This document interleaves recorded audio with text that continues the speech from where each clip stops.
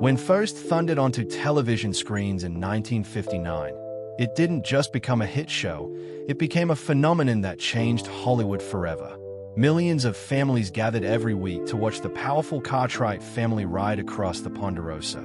And at the center of it all stood as Adam Cartwright, the educated, serious eldest son who brought intelligence and quiet strength to the legendary Western. But while audiences saw a calm and dignified man on screen, behind the scenes Roberts was fighting a war against everything he hated about Hollywood. Born in the small town of Waycross, Georgia, the son of a traveling soda salesman, Roberts grew up restless, artistic, and fiercely independent. Long before fame ever found him, he chased music, theater, and classical acting with an obsession that set him apart from typical television stars. After serving in the United States Marine Corps and performing in military bands, he threw himself into Shakespeare, Broadway, and dramatic theater, earning praise as one of the most talented stage actors of his generation. By the late 1950s, Hollywood had discovered his raw intensity, casting him in westerns, television dramas, and eventually the role that would define his career forever, Adam Cartwright. But success came with a price. While exploded into the biggest western on television and became the first major western filmed entirely in color, Roberts quietly grew miserable inside the machine that made him famous. He hated repetitive scripts, shallow storytelling, and what he saw as Hollywood's obsession with safe, formulaic entertainment. He wanted deeper themes, stronger dialogue, and stories that actually mattered. Instead, week after week, he felt trapped playing the same character with no creative freedom.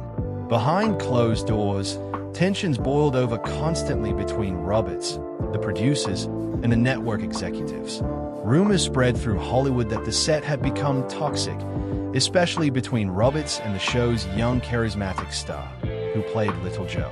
Gossip columns painted them as complete opposites. Roberts, the serious intellectual who despised Hollywood games, and Landon, the charming golden boy perfectly built for television fame. Then came the rumor that shocked fans for decades. The story that Roberts once looked at a fellow actor and called him a child of Satan.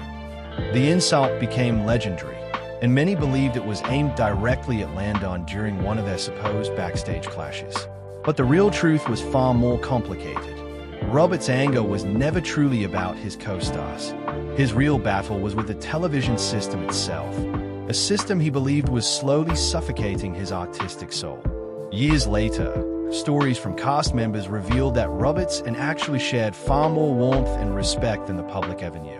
One emotional reunion on the set of reportedly ended with the two old stars embracing like brothers, completely destroying the myth of bitter hatred between them. Still, by 1965, Roberts had reached his breaking point. Despite starring in the #1 show in America and owning a fortune most actors could only dream about, he walked away from the Ponderosa for good. Hollywood thought he was insane. Nobody abandoned that kind of fame voluntarily.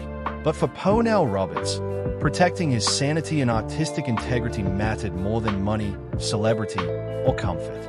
He refused to spend the rest of his life trapped inside a golden cage. And in doing so, he became one of the rare stars brave enough to turn his back on television immortality rather than surrender who he truly was.